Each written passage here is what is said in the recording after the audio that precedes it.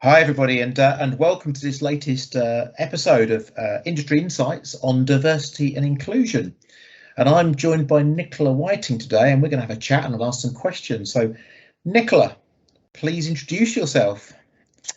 So I'm Nicola Whiting. I'm the co-founder of a company called Titania, co-owner of Titania, and I'm also part of the board of an organisation called Neurocyber, which is dedicated to increasing neurodiversity in our industry and reaping the benefits of that. Excellent. That sounds like a really interesting organisation. So, Nicola, what strengths do you think your being neurodivergent brings to your role and to the industry? So what's really interesting is I didn't find out I was autistic until my late 40s. So I lived my entire life with a different barometer to my reality, and what that meant is my gifts remained the same, but how I viewed them was different. So I was a natural strategist. I tended to make connections that other people didn't. I was on many boards and I'd go, well, this is really patently obvious that this is going to happen because of that happening. And those dominoes are going to have that effect. And to me, it seemed always quite strange that other people couldn't see these things that to me were very transparent. And it wasn't until I got my autism diagnosis that I realized it was because it was like being in a room full of colorblind people and you're the only person who can see pink. And my reality was the reality that was different. So it was great from the point of view of strategy, but it was poor from the point of view that I was a really bad communicator when I could see this stuff because I couldn't understand why other people didn't. Once I realized that my whole dictionary was different, it meant that I was a lot more patient in letting other people join the dots. So I'd go through the whole, this is how I came to that conclusion. Whereas before I'd kind of jump to the end and go, but why can't you see that this is going to happen? So I became a lot less obnoxious as a leader when I discovered that I was autistic, and I also stopped being rude to people about things like perfume, where I'd kind of be backing off people because to me it would be like being napalmed in the face, whereas actually they were just wearing a moderate amount of scent and things like that. So there was a whole range of stuff that I bring, and a whole range of stuff that I learned to deal with differently, and often with the support of others and asked for support. So one of the nice things about a diagnosis is I can say to people, look, when I'm presenting, this is something I often do now. When I'm presenting, if people start nodding, I say, oh, by the way, I'm autistic. If you agree, please, can you nod your head big? And if you disagree, please, can you shake your head big? Because I don't recognize micro expressions. And the audience are very, very lovely. And they do all those things, which is great because it also increases engagement as a bonus to them and me, as a benefit. So lots and lots of stuff, all very exciting. Yeah, so it's interesting. As both of us have been people who were diagnosed later in life, which is maybe that's a failing of the education system. Who knows? But how did people perceive you before you knew? Do you have any understanding of that, or do you have any? Were you sort of perceived as the she's off on a tangent to everybody else, or? I don't. It's quite hard to understand how other people might perceive you unless you live off 360 reviews and things like that. I have got one insight which is really interesting. This was after my diagnosis, so kind of took it more easily. A very dear close friend of mine who was also a work colleague in meetings would say, why are you angry at me? I'm not. Why are you angry at me? And this would happen repeatedly. And what it was is with the diagnosis, so, my micro expression recognition is poor, but I didn't realize that I didn't always match my inner monologue or dialogue. My face wouldn't match that. And it was impacting other people. And therefore their reaction to me would be impacted, because if somebody looks mad at you, you're going to react. It's a typical thing to do. And so being autistic, I don't have a lot of shades of grey. So I thought, well, I must fix this. So I Botoxed my forehead for 2 years straight to remove this issue, which it did. But most people would view that as quite an extreme way of fixing the problem, whereas I viewed it as great and I got bonus no wrinkles. But it did solve that particular issue of me looking intensely angry at people when it was actually my concentration phase. So that would be a little insight into my world of wonderment that is about how that book, men are from Mars and women are from Venus. It's very, very similar being a neurodivergent person in a neurotypical room. The conversation you're saying is making sense. That their conversation is making sense, but there's this bit on the shore where you're trying to understand each other's languaging. And the challenge or the tragedy is that quite often it's the neurodivergent people that are seen as having difficulty communicating. And actually, that's not the case. It's a bit like fish being judged on how to climb trees. The monkeys are setting the rule book. If fish judged monkeys on how well they swum, that it would be equally poor. And studies show that actually neurodivergent person to neurodivergent person has the same amount of communication skill as a neurotypical to neurotypical person. So it's our interpersonal skills together, neurotypical and neurodivergent, that we have to work on as a industry to reap the benefits. And I think that's a really interesting point. Actually, is that perception of you by others. So your colleague being, why are you mad at me? So actually, if they need some help and support on a project, they would probably think twice about coming to talk to you because they're going to think you're angry with them because they've come to art. And so therefore you can see that why that interface for communication could be quite challenging. And I guess that sort of leads on then to what organisations can do in terms of supporting neurodivergent people and helping avoid those. Because I look back at some of mine before I was diagnosed, and I look there and some people just thought I was being really horrible, and it wasn't intentional and it wasn't personal. It's just the way I was communicating. So what can organisations do to help bring that out and help make that easier? I think this becomes a cultural thing because it's about transparency and honesty and being able to see other people's space, I suppose. Because the reality is we always frame it like that, what can we do to help you? But actually this is a mutual thing. So it's both. I think one of the key areas is everything pretty much is framed in organizations as to what is the cost of this?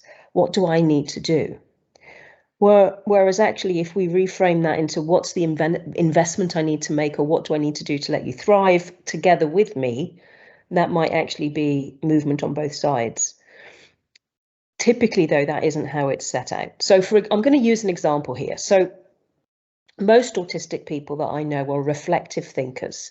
So they need some processing time. Some dyslexic, some ADHD folks as well. So typically, if you're just thrown something, it's not going to be as good an outcome as if you have a little bit of processing time to make all those connections that we're so good at. Every training course I have ever been in, without exception, except for the ones that I've organised, all of the course content comes on the day. Now, that's not just neurodivergent people, it's also neurotypical people that are reflective thinkers.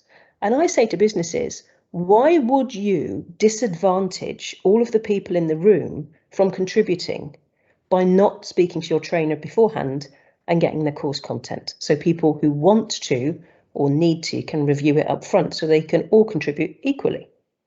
So this is about changing practices to support thriving from multiple types of people. Because at the moment, we just tend to favour one type. And it's the same with interviews. You're effectively often doing a personality test rather than a test about people's competency. This is really interesting. This question I was going to ask you, we've led in seamlessly onto this. I am the reverse of that. So the perception very often is if neurodivergent people, they're all the same. So everyone who's dyslexic is the same. Everyone who has autism is the same. or is autistic is the same. And actually, if you say to me, think on your feet, Simon, here's going to do something now, I'm completely happy to be completely intuitive and work in that space, whereas you prefer the reflective time. Yeah, so there's instantaneous thinkers and reflective thinkers.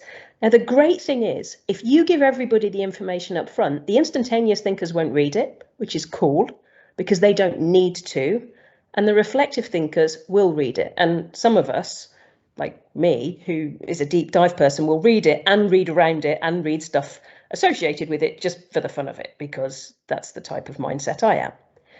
And what's great about that is that suits everybody. Absolutely, yeah, it ticks all the boxes for everybody, doesn't it? Yeah. And that is so important, so that people can choose how they want to interact. I'm going to ask you a question now, which is something I've thought about a lot. So when I was diagnosed, I said that I would not be shy of the fact I'm dyslexic. I'm not dyslexic Simon Lacey. I'm Simon Lacey, but actually I wasn't going to hide it. So I went and had an interview and got through to the third stage of the interview, told it was rubber stamping, and at that point I told them I was dyslexic. I never heard from them again.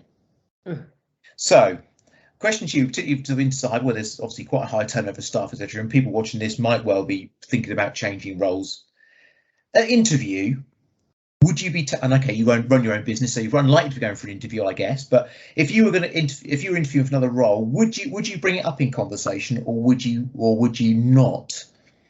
And that's probably a really unfair question, but I'm going to ask it anyway. So me personally, I would, but mainly because I wouldn't want to work in a toxic environment. And I have the luxury of not needing to join a toxic environment. Now, not everybody has that luxury. Some people need to pay a mortgage, so they need to get the job despite it being painful for them. I'd love to be in a world where people don't have to experience work pain because of toxic environments, but we're not there yet. The reality is, if you are open and upfront, and it's going to be a safe landing place or a positive landing place, then it's more likely that actually won't affect the interview. In fact, I know some people that have disclosed that were told in the interview that it was a positive thing because those organisations were positively looking to increase their diversity. And that doesn't mean that person's a diversity hire. It means it would be just the same as anything else you would say. I'm good at maths. I do coding at the weekend if you're a coder. My brain type is this, and therefore these strengths are what I come with, and these are the things that I manage. It's just part of the conversation which says you're transparent. Now, if that organisation is a toxic organisation, they're more likely to see that kind of thing as, oh my goodness, then that person's going to cost this, and this is how we're not going to be able to manage that. Well, you've got two choices, haven't you? If you enter an organisation like that, you can use some of your time that you would spend developing yourself and your career to try and help fix the organisation. And I know a lot of people do that. It's kind of unfair that it's the marginalised people that carry that burden, but that's the reality of where we are now. And again, I'd love that to change, and I'm happy to be part of that change. Yeah, I think that's because that's a really interesting discussion about interviews. Now, I don't think it's one of those things that it's probably not a yes or no answer. Yes, turn tell every time, or no, you shouldn't. But absolutely, I get that point. If you tell somebody and they don't want to hire you on the result of who you are, you ain't ever going to be happy, really, are you? There's better places to find your employment if you're able to. Yeah. One closing line then, Nicola. Sum it up. And this is probably, again, we didn't talk about this, so I'm probably mugging you here. Neurodivergence means. So I tend to think of it like this. We have a common ancestor, neurotypical and neurodivergent people. What neurodivergent isn't neurodivergent from a normal? And that's one of the things I always say. It's neurodivergent from the typical set of folks out there. And I think of it a bit like this common ancestor of ours was in a wood, and then there were two paths, and the neurodivergent folk went one way, and the neurotypical folk went the other way. There were just more of them. But both sets of people bring stuff to the table.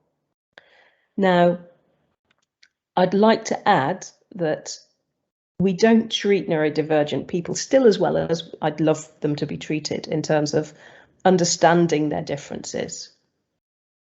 And some of the most inspiring people in science also happen to be neurodivergent. People like Tesla, people like Turing, and many of those folks, with Turing we'd be all speaking German. With Tesla, we probably wouldn't have electricity. They've all, if you look at their biographies or writings about their lives, have had really hard times. So they've succeeded despite society. And what I'd probably say is, just imagine where society could be if difference was embraced, and where we could be in a society that took that difference and let it thrive. And that's what I want. That's certainly a worthy aspiration, that, isn't it?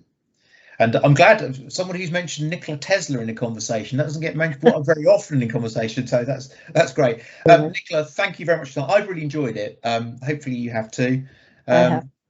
Good, and that's wonderful. Thank you for your time. Thank you so much, Simon. Thank you.